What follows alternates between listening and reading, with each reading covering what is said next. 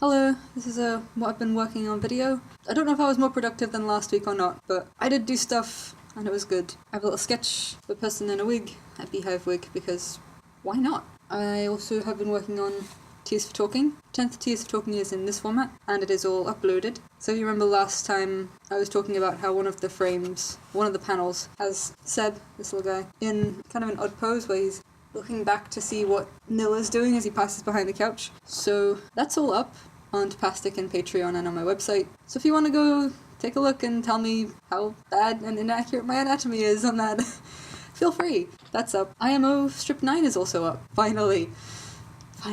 So you can go look at that also if you want. With IMO you kind of do need to start at the beginning if you haven't been reading along. Otherwise I think it might be a bit confusing. But yeah, IMO is there.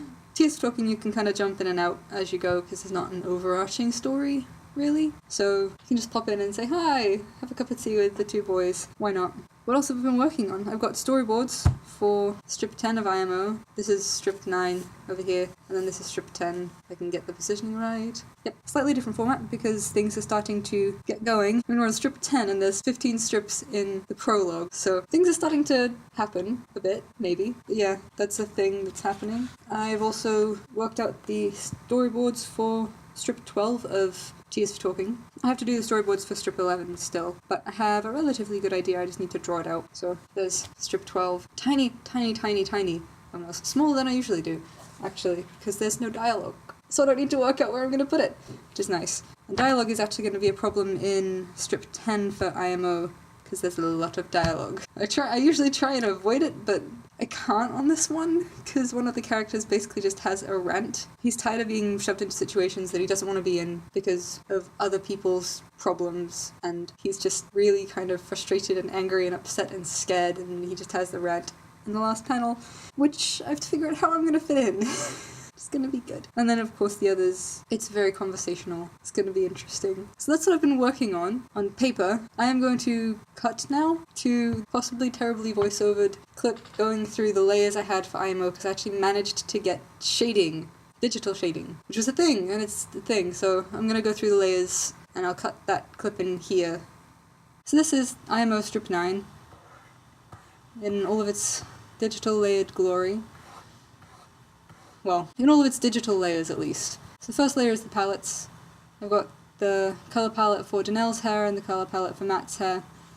And then down at the bottom here, because this is the palette I was actually using, we have the palette for grayscale and also for Jack and Zach's hair. So this is the only palette I used for strip 9 because I didn't actually do any colour on this one. So Janelle and Matt both used this palette, just the lighter end of it. So that's that.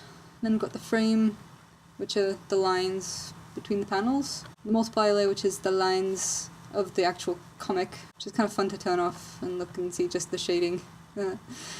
Then there is the shading itself, which was done fairly roughly with this brush, running colour edge watercolour, and the hair is actually done with the smooth India ink brush, because I like the lines it gives you, and it gives a bit of texture when you're really close in. So I'm usually about this distance when I'm working on it.